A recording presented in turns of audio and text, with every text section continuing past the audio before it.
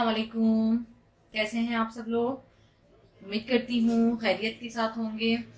अच्छा, इससे पहले वाली रेसिपी में मैंने आपको बताया था कि अभी हम बेसिक से अपनी वो है बेकिंग स्टार्ट कर रहे हैं, जिसमें कि मैंने आपको सबसे पहले वैनिला स्पंज बनाने की रेसिपी दी थी।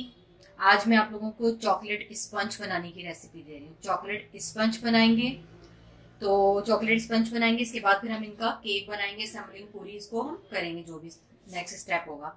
अच्छा, इसको बनाने के लिए जो हमें चॉकलेट स्पंज बनाने के लिए चीजें चाहिए, उसमें ये 4 अदद अंडे हैं, 1 teaspoon baking powder, 80 gram flour मैदा, 20 ग्राम कोका पाउडर, दोनों को मिला के 100 हो गया, ठीक है।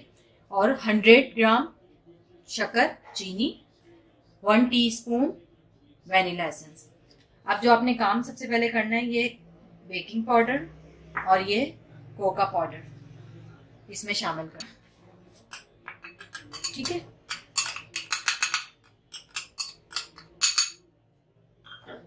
इसमें शामिल करके इसको बहुत अच्छी तरह मिक्स कर।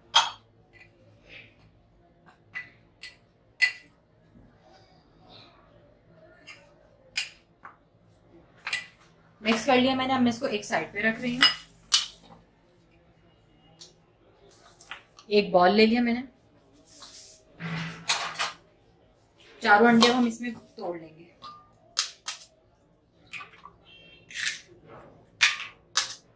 अच्छा, अंडे जो है वो आप रूम टेम्परेचर पे लीजिएगा, बहुत ज्यादा मतलब फ्रिज के या ठंडे नहीं हो, क्योंकि फिर शुगर आपकी मेल्ट नहीं होगी, ठीक है। ये ले लिए मैंने चारों अंडे। अब इन चारों अंडे को हम बीच करना शुरू करेंगे।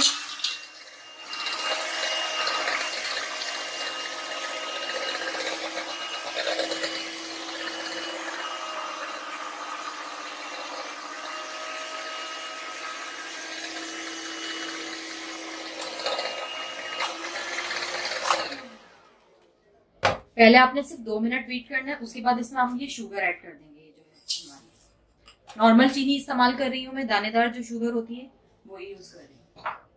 अब आपने इसको बहुत अच्छी तरह से इतना बीट करना है कि जो हमारी तमाम शुगर है ये इसमें हल हो जाए और ये क्रीमी फॉर्म में आ जाए। मैं इसको बीट करके तकरीबन इसको आपको 5 से 7 मिनट लगेंगे बीट करने में। मैं इसको बीट करके फिर आप लोगों से नेक्स्ट मिलती हूँ स्टेप की तरफ। ये देखें, बहुत जबरदस्त तरीके से ये हमारा बीट हो गया, इसमें बिल्कुल भी शुगर कहीं नहीं है, और ये देखें क्रीमी फॉर्म में आ गया, ठीक है। अब इसके अंदर आपने ये जो हमारा 1 टीस्पून वैनिला एसेंस है ये शामिल करना है, और अब इसको 2 मिनट और चला देंगे हम इसका।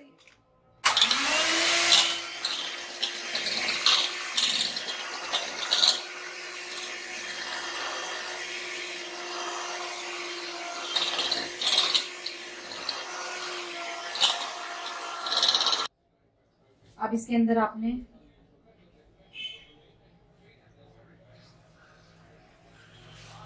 ये तमाम चीजें शामिल करनी है। थोड़ा सा पहले इसको शामिल करके अब इसको हम पहले फोल्ड कर लेंगे, बिल्कुल सॉफ्ट हैंड से, ठीक है। ये बाकी का जो ये भी शामिल कर लेंगे हम इसमें।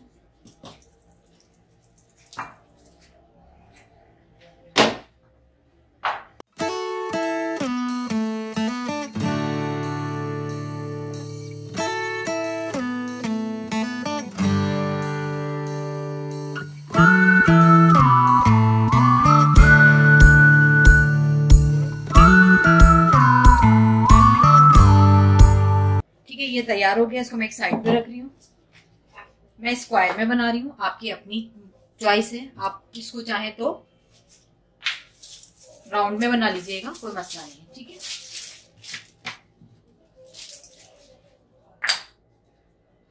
ब्रश को आपने ग्रीसी करना है।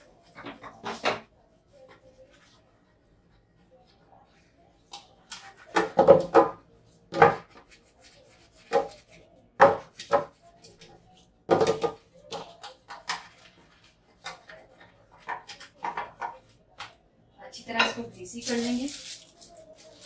अब नीचे जो है ये बटर पेपर लगा दीजिएगा।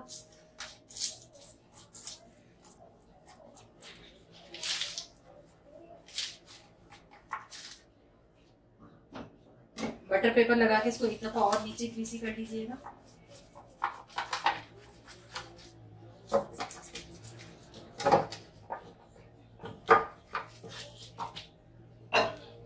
ठीक है, करके अब हम इसको इसी मोल्ड में शामिल कर देंगे। अच्छा, जब मैंने इस तमाम प्रोसेस स्टार्ट किया था उसी टाइम मैंने अपने ओवन को प्री हीट होने रख दिया था 180 पे, दोनों ग्रिल उसकी ऊपर नीचे वाले रॉड्स को ऑन करके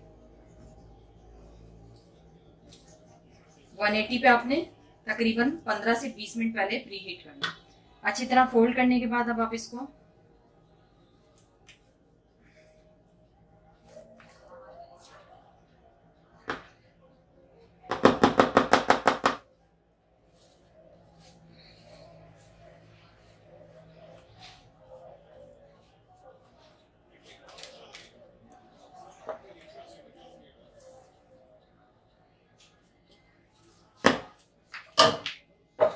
करके अब इसको टैप कर लें इस तरह। ये देखिए कितनी सारी एयर्स और इसमें से बबल्स आ रही हैं निकल के।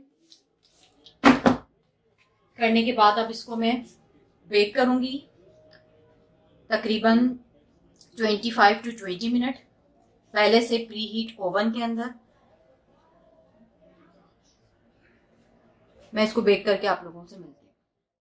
ये देखें पूरे इसने 25 मिनट लिए बेक होने के लिए। अभी ये ठंडा हो जाए। अच्छा, नीचे प्लास्टिक थी जिसकी वजह से मैंने इसके अंदर बॉल के अंदर रखा है क्योंकि ये गर्म है बहुत ज़्यादा।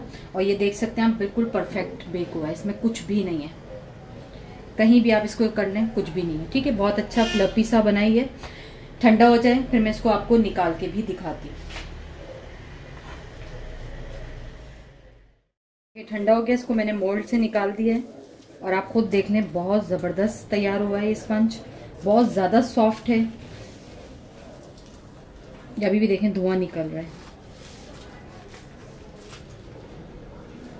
ठीक है, ये देखें कितना सॉफ्ट है। मैं अभी ये गरम है, मैं इसको अभी नहीं काट के आप लोगों को दिखा रही। अगर मैं इसको अभी काटूंगी तो ये बहुत ज़्यादा इसमें से क्रम्स गिरेंगे। मैं कल इसको आपको मतलब प्रॉपर केक बना के पूरा बना के दिखाऊंगी, सिखाऊंगी। आपने इस तरह से एक दिन पहले ही स्पंज तैयार करके रख देना है। फिर हम इसका जो केक बनाना है वो दूसरे दिन बनाना है। इससे ये होता है कि इसमें जब हम दूसरे दिन इसकी कटिंग करते हैं तो इससे क्रम्स बहुत कम गिरते हैं। ठीक है, अब ये देखिए मैं रख रही हूँ और इसको मैं कल बनाऊंगी केक।